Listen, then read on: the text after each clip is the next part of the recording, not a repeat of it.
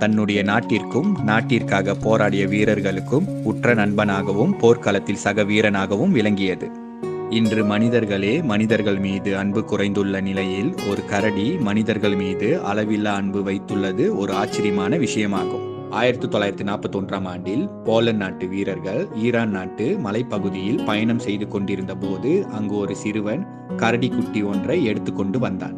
அதனை பார்த்த போலந்து நாட்டு வீரர்கள் அந்த பையனிடம் இதனை பற்றி கேட்க, அந்த பையன் இந்த கரடியின் அம்மாவை வேட்டைக்காரர்கள் சுட்டு கொன்று விட்டார்கள் என்றும் இந்த கரடி பசியால் கத்தியதால் அதனை தான் தூக்கி கொண்டு போவதாகவும் கூறினான்.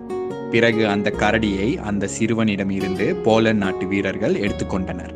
கரடி குட்டியை பார்த்த வீரர்கள் மிகவும் சந்தோஷம் அடைந்தனர். அந்த கரடி குட்டியும் வீரர்களுடன் விளையாட ஆரம்பித்தது.